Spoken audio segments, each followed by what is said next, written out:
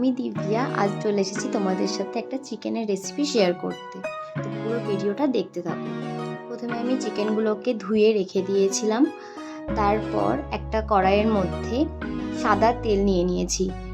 তারপর সেই সাদা তেলের মধ্যে চিকেনগুলোকে ফার্স্টে ভেজে নিয়েছিলাম।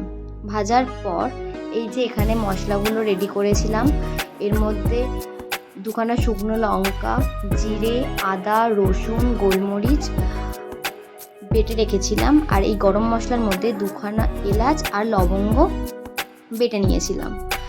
আর ওইখানে একটা থালাতে 3টে মিডিয়াম সাইজের পেঁয়াজ কেটেছিলাম, 5-6টা কাঁচা লঙ্কা চিড়ে রেখেছিলাম আর 2টো শুকনো লঙ্কা ফোড়ন দেবো বলে রেখেছিলাম। তো কড়াইয়ের মধ্যে মাংসটা ভাজা হয়ে গেছে। আর এরকমভাবে মাংসটা ভেজে নেওয়ার কারণ হচ্ছে একটা মাংস থেকে যে একটা স্মেল বেরোয় না, যাতে ওই স্মেলটা না আসে রান্নার পর, যার জন্য আমরা সাদা তেলে মাংসটাকে আগে ভেজে নিই। তোমরাও এরকমভাবে ট্রাই করো, আশা করি ভালো লাগবে।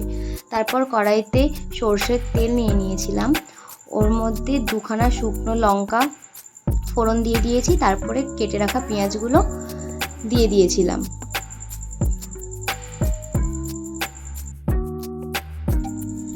পেঁয়াজটা লাল লাল করে ভাজা হয়ে গেলে তার মধ্যে বেটে রাখা মশলাগুলো দিয়ে 2 মিনিট কষিয়ে নেব।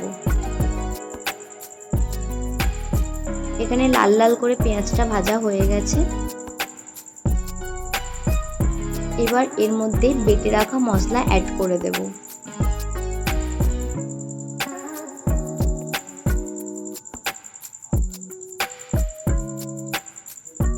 এবার মশলাটাকে 2 থেকে 3 মিনিট মিডিয়াম ফ্লেমে ভেজে নেব।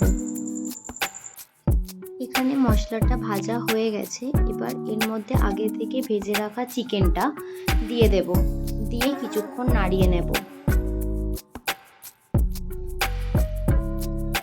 এবার এর মধ্যে অ্যাড করব 2 চামচ নুন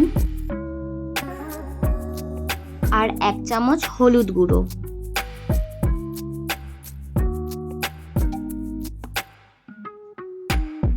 এবার মাংসটাকে চাপা দিয়ে দিয়ে ভালো করে কষিয়ে নেব।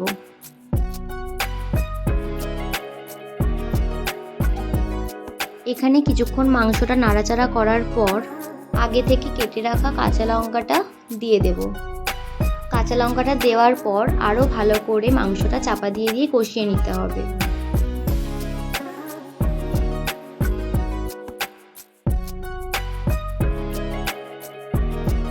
দেখো মাংসটা কষানো হয়ে গেছে আর এখনই কত সুন্দর লাগছে না কালারটা, তোমরাই বলো কেমন লাগছে। তারপর মাংসটা পুরোপুরি কষানো হয়ে যাওয়ার পর এবার যে গরম মশলাটা বাটা ছিল সেই গরম মশলাটা দিয়ে দিলাম। দিয়ে একটুখানি নাড়িয়ে নিয়ে তার মধ্যে একটু কালারের জন্য কাশ্মীরি লঙ্কা গুঁড়ো অ্যাড করেছিলাম, যাতে কালারটা আর একটুখানি সুন্দর হয়, যার জন্য অল্প পরিমাণে কাশ্মীরি লঙ্কা অ্যাড করেছিলাম। তারপরে সব কিছু দেওয়া হয়ে যাওয়ার পর আর একটুখানি মাংসটা নাড়াচাড়া করে তার মধ্যে গরম জল দিয়ে ভালো করে মাংসটাকে ফুটিয়ে নিতে হবে। তারপর 5 মিনিট ঢাকনা দিয়ে মাংসটাকে আরও কিছুক্ষণ ফুটিয়ে নিলেই আমাদের মাংস রেডি। তো এবার ঝটপট গরম ভাতের সাথে সার্ভ করো। তোমরাও একদিন বাড়িতে অবশ্যই ট্রাই করো, আশা করি ভালো লাগবে। তো আজকের ভিডিওটা এতটাই, দেখা হচ্ছে নেক্সট ভিডিওতে।